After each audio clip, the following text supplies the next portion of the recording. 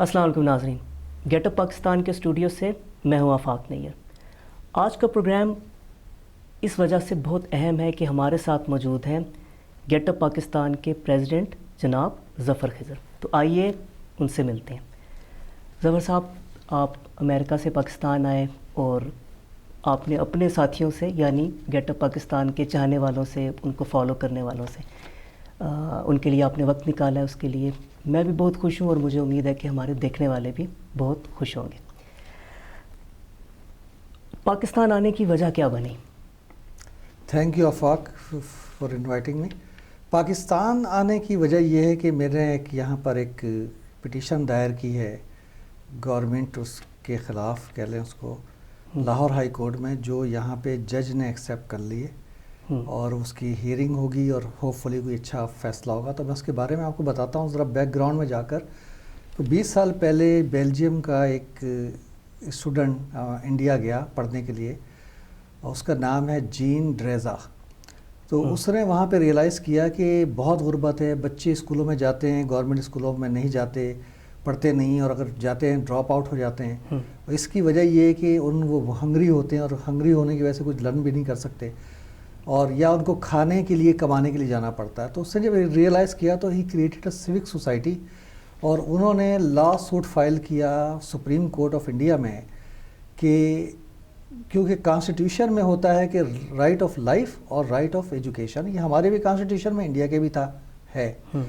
تو اس نے یہ پٹیشن کی کہ یہ گورنمنٹ کا فرض ہے اور بچوں کا حق ہے، غریب بچوں کا، سرکاری اسکولوں میں، کہ گورنمنٹ ان کو تازہ پکا ہوا نیوٹریشس فریشلی کوکڈ کھانا ایوری ڈے فراہم کرے اور لوگ بچے بیٹھ کر کھائیں۔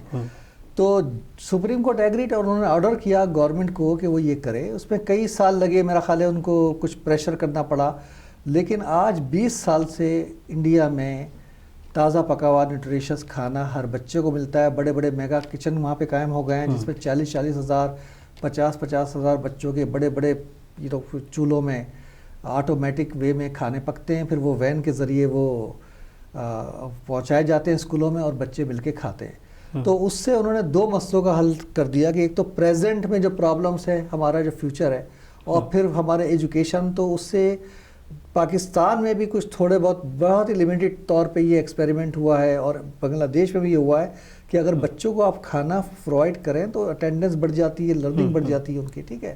تو بنگلہ دیش نے بھی یہ لا 2-3 سال پہلے پاس کیا ہے کہ 2023 سے یعنی نیکسٹ ایئر وہ تمام بچوں کو سرکاری اسکولوں میں کھانا دیں گے۔ تو انڈیا میں اس وقت 100 ملین چلڈرن کو یہ مل رہا ہے۔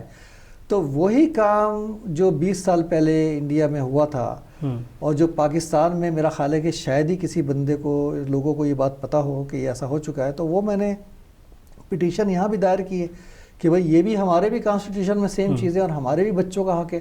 اگر انڈیا یہ 20 سال سے کر رہا ہے اور بنگلہ دیش کرنے والا ہے تو ہمارے بھی بچوں کا حق ہے، وہ کوئی یتیم اور بے سہارا نہیں ہے۔ تو یہ گورنمنٹ کا فرض ہے۔ تو میں نے یہ پٹیشن دائر کی ہے اور جج نے ہمارا کیس پٹیشن ایکسیپٹ کر لی ہے، اس کی ہیئرنگ ہوگی، ہوپ فلی کوئی پازیٹیو رزلٹ نکلے گا اس کے بارے میں۔ چلیں، یہ تو اتنا اہم موضوع ہے اور اس پر تو حکومتوں کو بہت برسوں پہلے ہی عمل کر دینا چاہیے تھا۔ اب آپ نے پٹیشن کی ہے اور آپ کہہ رہے ہیں کہ وہ اس کو سنوائی کے قابل سمجھ لیا گیا، تو اس کی اگلی ہیئرنگز ہوں گی۔ امید رکھتے ہیں کہ اس پر جج صاحب جو ہے وہ اچھا کوئی فیصلہ دیں اور جو ہمارا مستقبل ہے ملک کا، بچے، ان کو غذائیت سے بھرپور کھانا ملے اور وہ تعلیم کی طرف توجہ دیں۔ آپ نے بھارت کی بات کی کہ وہاں پر 20 سال پہلے یہ ہوا ہے، وہاں اس کے علاوہ بھی کوئی اور اقدامات انہوں نے کیے ہیں بچوں کو تعلیم کی طرف راغب کرنے کے لیے؟ ہاں آفاق، اس میں ایک چیز اور میں شیئر کرنا چاہتا ہوں کہ انڈیا میں تو یہ گورنمنٹ نے، کورٹ نے آرڈر کیا تھا، سپریم کورٹ نے، اور گورنمنٹ کو یہ کرنا پڑا اور 20 سال سے وہ کر رہے ہیں۔ اچھا، شاید ہمارے جو حکمران ہیں ان کو کچھ اندازہ ہے کہ ایسا ہو رہا ہے، اور ایک 131 کنٹریز ہیں اس وقت دنیا میں جو میری نالج کے حساب سے، کہ جہاں پہ بچوں کو کھانا فراہم کیا جاتا ہے، 131، جس میں ظاہر ہے انڈیا تو ہے ہی ہے، 20 سال سے کر رہا ہے۔ اچھا، پاکستان میں انہوں نے یہ کیا، کچھ میرے دوستوں نے جب یہ خبر پڑھی، ڈان میں آئی تھی جو میری پٹیشن کے بارے میں، انہوں نے بڑے اچھی سمری دی تھی، تو جب اس کا ذکر کیا انہوں نے کہا نہیں وہ گورنمنٹ یہ ابھی خبر آئی تھی کہ گورنمنٹ لاہور میں یہ کر رہی ہے، گورنمنٹ اسلام آباد میں یہ کر رہی ہے، تو وہ ڈیٹیل آپ پڑھیں اگر اس کی جو نیوز ہے، جو میرا خیال ہے کہ آلموسٹ 100% لوگ 99% لوگ اس کو نہیں پڑھتے، وہ ہیڈنگ دیکھتے ہیں، ان کو یہ خیال ہوتا ہے کہ حکومت کچھ کر رہی ہے، اور حکومت کا پرپز یہ ہوتا ہے کہ somehow fool the people basically, کہ وہ تو وہ جب ڈیٹیل میں آپ پڑھیں تو اس میں کیا لکھا ہوا ہے کہ حکومت نے 100 اسکولوں میں کھانا فراہم کرنے کی اجازت دی ایک چیریٹی آرگنائزیشن کو، اور ایک پیسہ نہیں دیا ان کو. پھر انہوں نے 100 اسکولوں میں اجازت دی ہے جو اسلام آباد کے ہیں جہاں وہ دے. اب وہ چیریٹی والے کہہ رہے ہیں کہ بھئی گورنمنٹ نے ہمیں پرمیشن دی ہے لیکن ایک پیسہ نہیں دیا، اس کے لیے فنڈنگ نہیں دی، کوئی فنڈنگ نہیں دی. اب آپ بتائیے کہ آپ کے پاس 200,000 سرکاری اسکول ہیں پاکستان کے اندر، اس میں آپ مذاق کیا کر رہے ہیں؟ مطلب 200 اسکولوں میں آپ چیریٹی کو پرمیشن دے کر آپ اخباروں میں خبریں لگواتے ہیں اور لوگوں کو کائنڈ آف فولنگ پیپل کہ بھئی we are doing something, actually they are not doing anything. یہ ہمارے غریب بچے جو ہیں یہ چیریٹی پہ ان کو دینا چاہیے، اپنے بچوں کو جا کے ہم کیا بھیک مانگ کے کھانا کھلائیں گے؟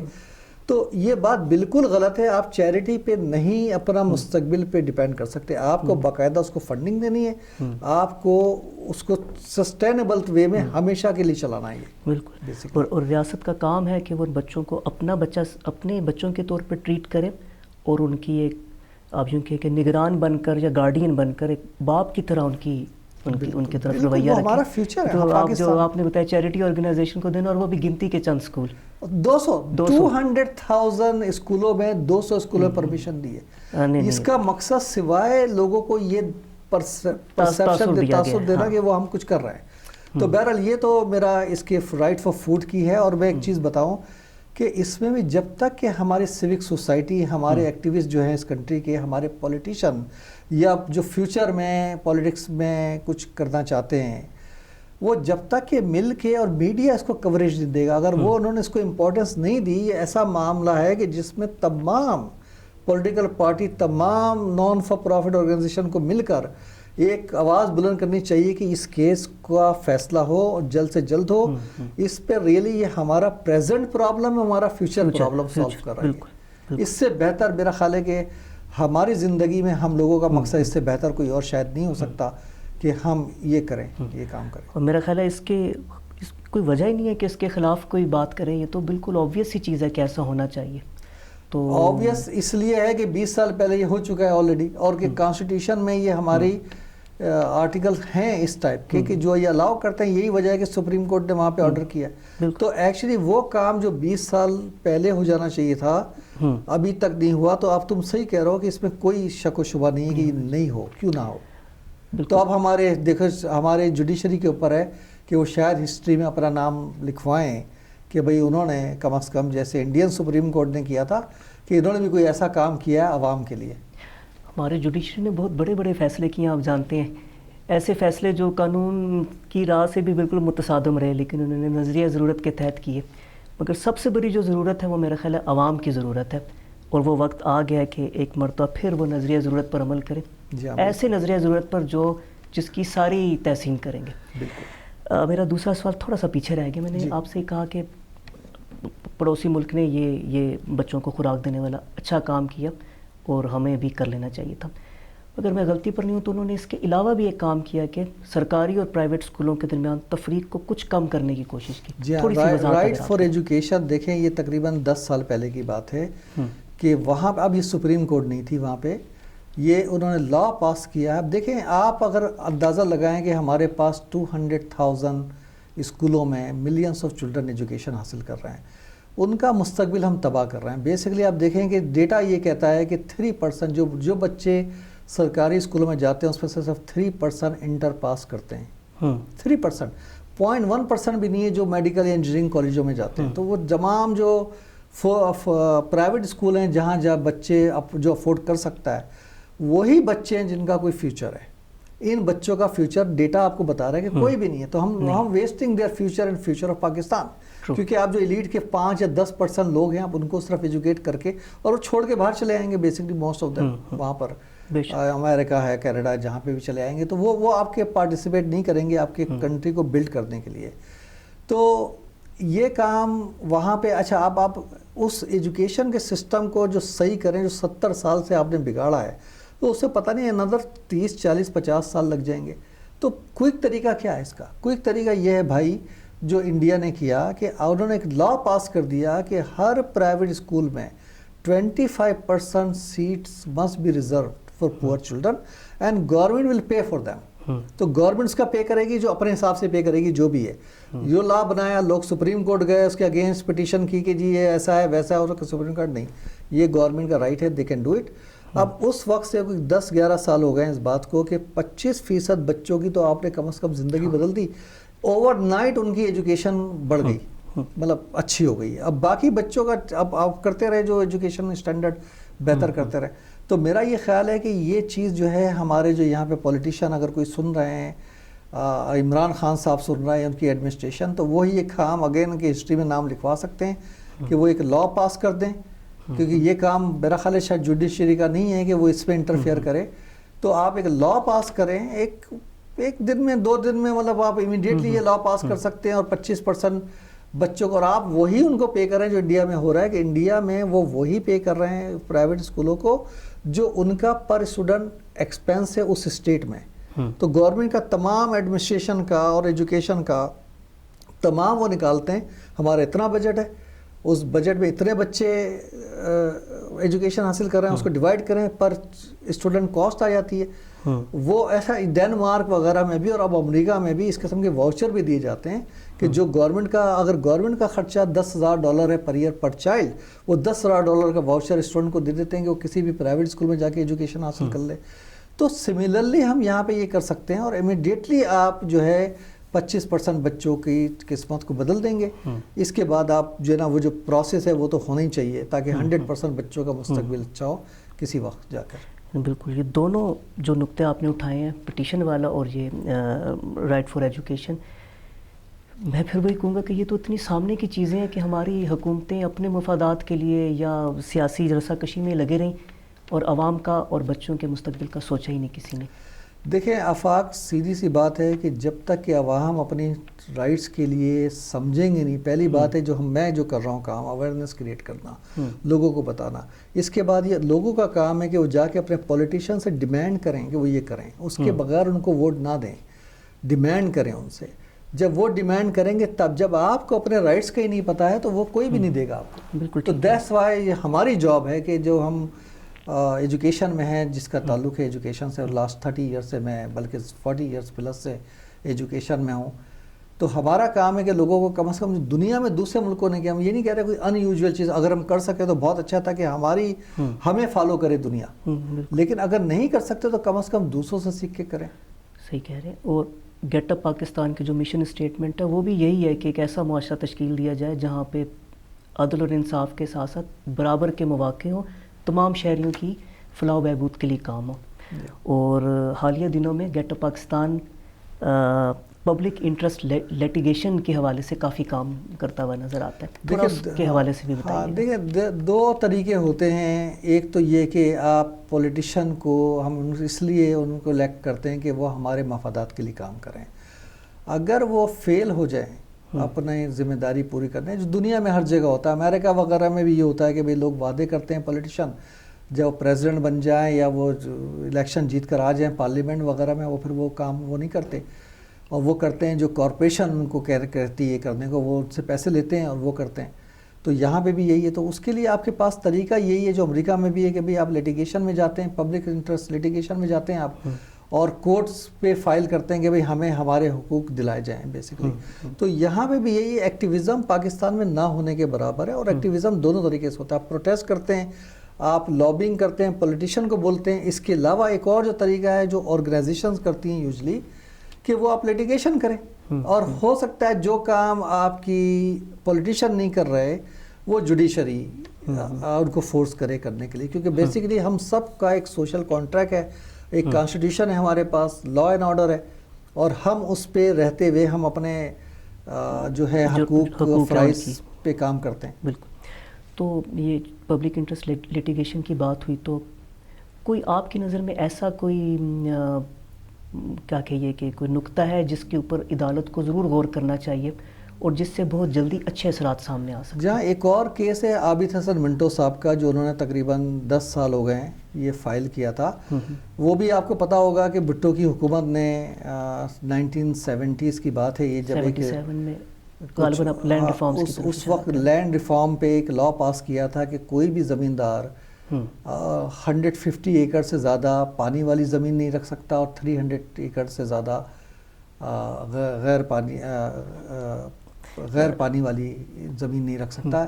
یہ اس نے لا پاس کر دیا تھا. اس کے خلاف کوئی اسلامی جماعتیں تھیں کیونکہ اس کی زمینیں بھی جانی تھیں اس میں، تو انہوں نے کوئی سپریم کورٹ میں اپیل کی کہ یہ غیر اسلامی ہے.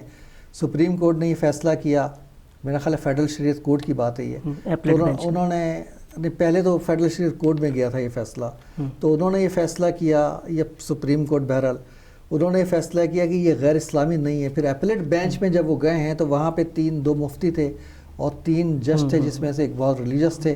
ان تینوں نے یہ 3-2 کا فیصلہ تھا کہ انہوں نے یہ یعنی 1 کا ڈیفرنس ہے، 3-2 کے فیصلے پر انہوں نے یہ دیا کہ نہیں یہ غیر اسلامی ہے، فیڈرلزم کو ختم کرنا غیر اسلامی. لیکن صحیح ہے، اسلام میں غالباً ایسا ہے کہ اگر آپ اپنے محنت سے کوئی چیز کماتے ہیں تو وہ آپ کا حق ہے، آپ اس کو رکھ سکتے ہیں، گورنمنٹ کا حق نہیں ہے کہ اس کو آپ لے لیں. لیکن اس کیس میں 2 پوائنٹ آتے ہیں. ایک تو یہ کہ یہ زیادہ تر جو بڑی بڑی زمینیں جو تھیں وہ انگریزوں نے بیسکلی زمینداروں کو، جاگیرداروں کو دی تھی تاکہ وہ اپنی قوم سے، ملک سے غداری کریں اور وہ ان کے مفادات کو پورا کریں ان کے لیے. تو ایک تو یہ تھا.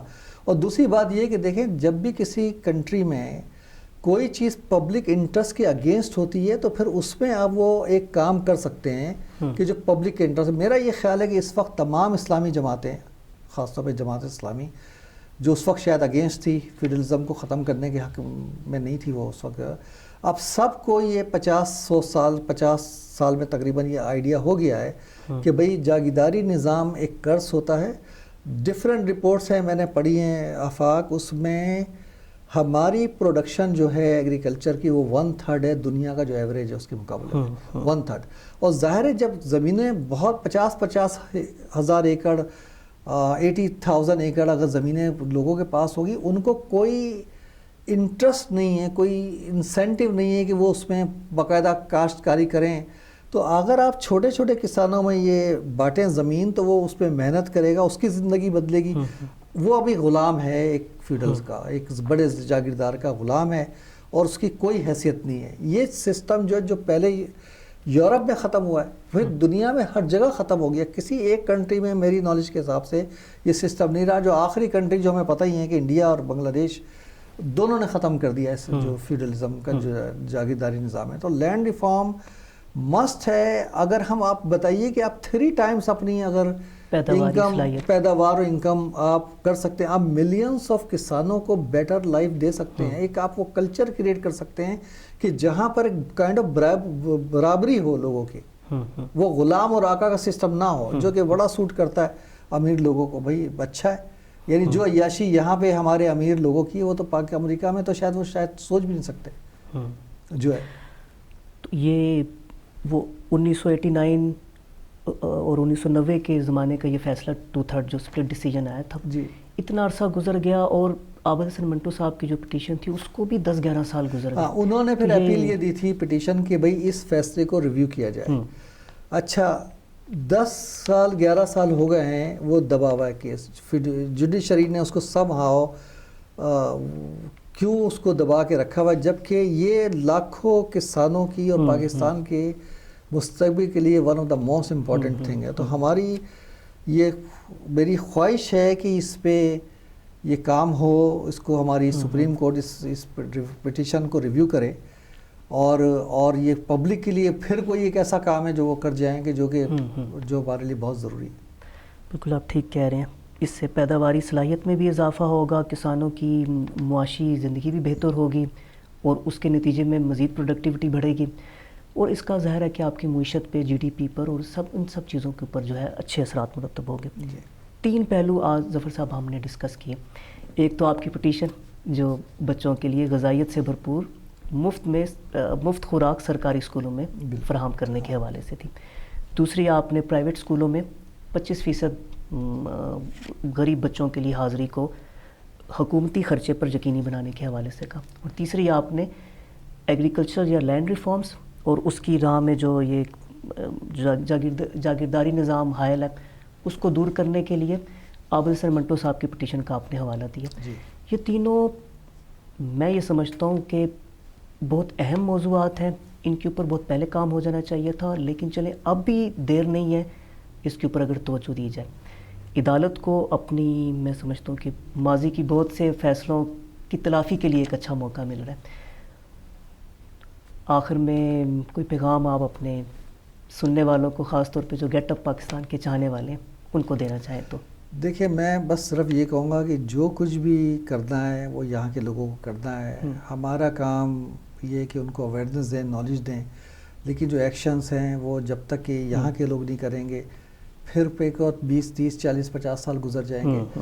حالات پاکستان کے بدتر سے بدتر ہوتے جائیں گے, کیونکہ جب تک کہ کوئی فنڈامنٹل چینج نہیں لائے گا, چاہے کوئی بھی آئے حکومت, عمران خان یا خان عمران یا کوئی بھی آئے, اس سے کوئی فرق نہیں پڑتا. لوگوں کو یہ پتہ ہونا چاہیے کہ فنڈامنٹل طور پہ کیا چینجز آنی چاہیے, اور جو آنے والی حکومت ہے یا جو حکومت آئی ہے وہ کر رہی ہے یا نہیں کر رہی ہے. اگر وہ نہیں کر رہی تو آپ ویٹ نہ کریں, 5 سال بھی گزر جائیں گے اور کچھ نہیں ہونے کا, بلکہ حالات بدتر سے بدتر ہو گئے. دیکھیں اس وقت دنیا میں ایک بڑا کرائسس یہ آیا ہوا ہے کہ جو انفلیشن ہے, جو مہنگائی بڑھی ہے پوری دنیا میں, وہ 40 ایئرس کے بعد میں سب سے زیادہ آئی ہے تقریباً. لیکن اس میں جو ڈبل ہمیں مار پڑ رہی ہے پاکستان میں خاص طور پہ, اور ترکی میں بھی یہی حال ہے اس وقت جو ہے. لیکن 2 کنٹری جس سے ہمیں انٹرسٹ ہے کچھ خاص طور پہ پاکستان میں, وہ یہ مار ہے کہ آپ کے پیسے کی ویلیو بہت ڈرامیٹکلی ریڈیوس ہو گئی ہے. تو یہ صرف مہنگائی کی کہانی نہیں ہے, یہ آپ کی اکانومی کی کوئی بیس نہیں ہے, کوئی فنڈامنٹل اس میں اسٹرانگ چیز کوئی نہیں ہے. تو آپ کو 2 طرح سے مار پڑ رہی ہے. ایک طرح سے ایک تو مہنگائی پوری دنیا میں بڑھ رہی ہے, اور دوسرا آپ کے پیسے کی ویلیو کم ہو رہی ہے. اس سے ہمارا جو ہے وہ ڈبل پرابلم نہیں ہے, 4 ٹائمز ہو گیا ہے. تو اس لیے یہ ہے کہ یہ ان چیزوں پہ فنڈامنٹل جو چیزیں ہم نے ذکر کیا ہے, جب تک کہ کوئی گورنمنٹ نہیں, پھر میں یہ کہوں گا کہ جب تک کہ لوگ ڈیمانڈ نہیں کریں گے کوئی گورنمنٹ کرے گی نہیں, اور جب وہ کرے گی نہیں تو آپ کے حالات بدتر سے بدتر ہوں گے. پھر آپ روتے رہیے جو چاہے کہیے, یا پھر کچھ ایکشن لے لیں. ابھی احمد فراز کہتے ہیں کہ شکوائے ظلمت شب سے تو کہیں بہتر تھا, اپنے حصے کی کوئی شمع جلاتے جاتے. کیا بات. تو آپ نے یہ شمع جلائی ہے, ظفر صاحب ہم سب دیکھنے والوں کی طرف سے, میری طرف سے بھی, اور میں تو کہوں گا کہ پوری عوام کی طرف سے آپ کے لیے بہت گڈ وشز اس پٹیشن کے لیے. آئی ہوپ کہ عدالت جو ہے اس کے لیے اچھا فیصلہ دے, جو ظاہر ہے کہ پوری عوام کے لیے اس میں خوشخبری بھی ہو اور بہتری کے لیے بھی اسباب اس میں شامل ہو. ناظرین, گفتگو آپ نے سنی, اس میں میرے اضافے کی مزید کوئی گنجائش رہتی نہیں ہے. آپ اس موضوع کے اوپر کیا رائے رکھتے ہیں ہمیں اپنے کومنٹس کے ذریعے ضرور آگاہ کیجیے. اس کے ساتھ ہی اب میں آپ سے چاہتا ہوں اجازت. اگلے پروگرام تک کے لیے دیکھتے رہیے گیٹ اپ پاکستان.